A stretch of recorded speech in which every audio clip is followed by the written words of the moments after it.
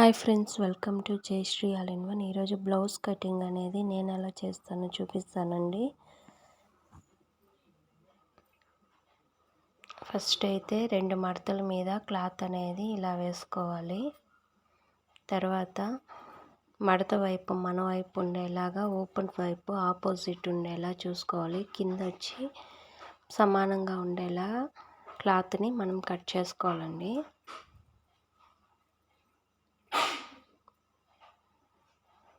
Half inch ఖర్చు కోసము marking చేసుకోవాలి.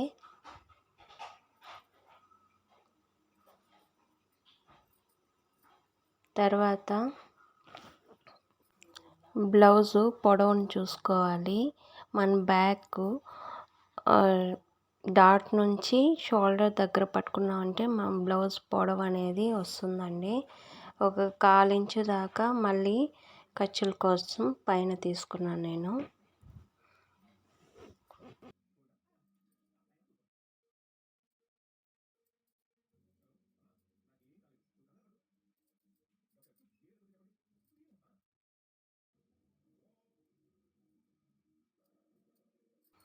బ్లౌజు చుట్టుకొలత అనేది ఈ విధంగా తీసుకోవాలండి. మనం బ్యాక్ సైడ్ వేసుకొని బ్లౌజ్ని సమానంగా నీట్గా మడతలు లేకుండా చూసుకొని బ్యాక్ చంకల దగ్గర నుంచి ఈ లాస్ట్ వరకు తీసుకున్నామంటే దాంట్లో సగం వచ్చేదాన్ని మనం చుట్టుకొలత కింద తీసుకోవాలి.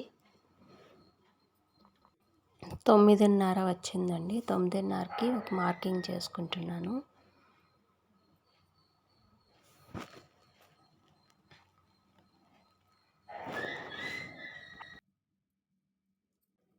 ఈ బ్లౌజు 36 బ్లౌజు నేను 5:30 దాకా భుజాన్ని తీసుకుంటున్నానండి. మెడకొచ్చి 2.25 తీసుకున్నాను. షోల్డర్ అనేది జారకుండా ఉండడం కోసం అనేసి 2.25 తీసుకున్నాను.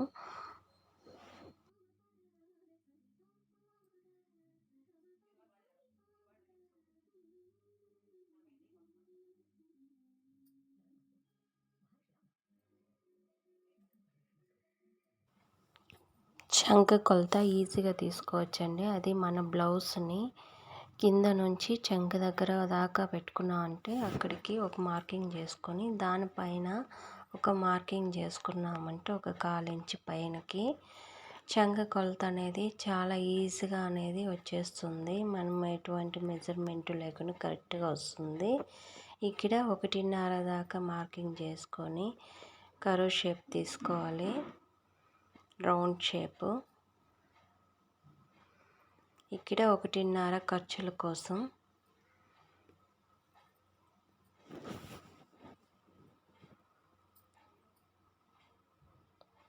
ఇక్కడ డాట్స్ కోసం 1 ఇంచ్ ఎక్స్ట్రా తీసుకుంటామండి.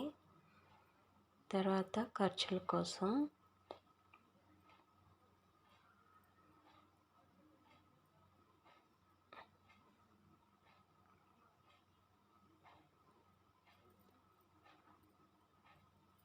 ఇప్పుడు నెక్ అనేది డ్రా చేసుకుందాము. మనం బ్లౌజ్ అనేది ఎంత కావాలి నెక్ దాన్ని పెట్టి ఒక 1/4 ఇంచు దాకా పైన పెట్టుకున్నామంటే నెక్ బ్లౌజ్ అనేది ఎంత డీప్ కావాలంటే అంత డీప్ కరెక్ట్గా వస్తుంది బ్లౌజ్ మెజర్మెంట్ ప్రకారం. ఇక్కడ ఒక 1/2 ఇంచు తీసుకొని రౌండ్ షేప్ తీసుకున్నామంటే కరెక్ట్గా నెక్ అనేది డ్రా అవుతుందండి.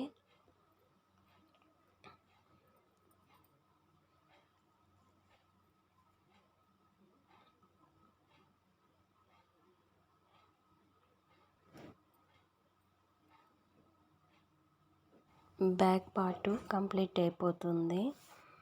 ఇలా కట్ చేసుకున్నామంటే ఎక్కడైతే మార్కింగ్ కరెక్ట్గా ఉంది దానిపైనే కట్ చేసుకోవాలి. Thank you for watching friends.